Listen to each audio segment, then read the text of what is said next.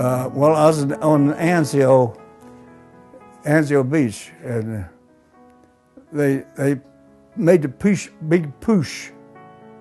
We sat there for about 2.5 months, never moved. It was on Mussolini Canal, they call it, Mussolini Canal. And we sat there, and where was I? Talking about your arm. What Oh, yeah. And on May the 23rd, at midnight, we pulled out. We started our push. And I got hit the next day, May the 24th, 1944. Okay, but talk me through it. What happened? Well, this captain called me up there, and he says, take your squad and go over and go out and see if you can find that machine gun. It's got us pinned down here. So I turned around to my squads. It sounds like I was being a hero, but I wasn't. I was turning around to my squad, and I says, you guys just stay here. I said, I'll go. When I call you, then you can come across. Come out, come over. Because I had to cross a little highway like. And so they said, okay. So I went across this road, road actually. And as soon as I got to the other edge, that's when he opened up on me. I found him.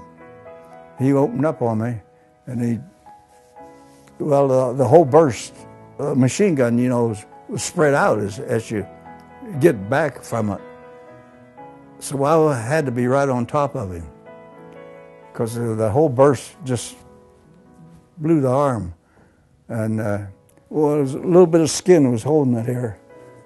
That and my shirt was holding it on. And yeah. Were you conscious? Did it knock you out? Oh no, I was conscious. The only thing, I didn't know enough to put a tourniquet on me, and the captain, I went by the captain when going back, and he didn't know enough to put a tourniquet on me. So I figured I'm going to bleed to death. See. Did it knock your arm off? You said. No. Walking back. And then after I walked so far, then they put 3 of us on a Jeep, cross, they had stretchers across the back of the Jeep, and then they took us on back to the aid station, or the hospital. It was a tent. And I can hear this nurse yet in this tent. She said, my God, how come no one put a tourniquet on you? I said, I can remember hearing her saying that, but I never could answer her. I was so weak, from losing blood. I could hear her saying that. And the next day, when I woke up, I kept looking for her. I'm all right. You're okay. So had they already cut it off then? Yeah. You didn't know it? No, No, I thought I just had a broken arm, but I couldn't find my arm, and I happened to look over here, and my fingers was hanging down off this shoulder. So I just more or less shook it down around there, and it come down swinging. Well, I knew it was broke, see, but I didn't figure it was as bad as it was. You couldn't tell you were bleeding that bad, though? You didn't know? I don't recall. But you didn't go into shock? I guess you didn't. No, not really. In the meantime, I yelled at my gunner, and I says, "Send me a medic." I says, "I think I'm hit." And pretty soon he says, "We don't have any medics. They're all been hit." So pretty soon he came across this same road. So evidently that German had taken off. because he never fired on him. I know it was a long time ago, Bill, but I mean, it sounds kind of silly, but how did it feel when you got hit? Did it hurt?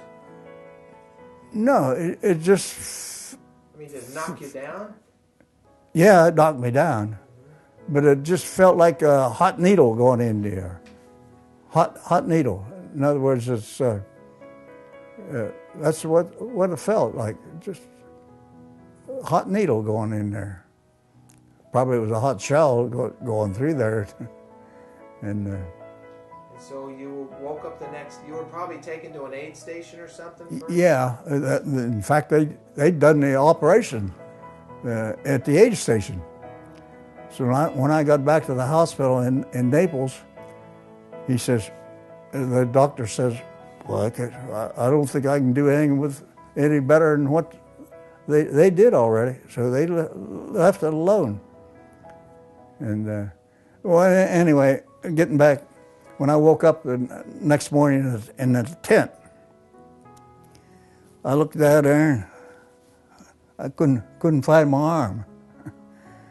I kept seeing this big cast on there, you know, and I kept looking around trying to find it.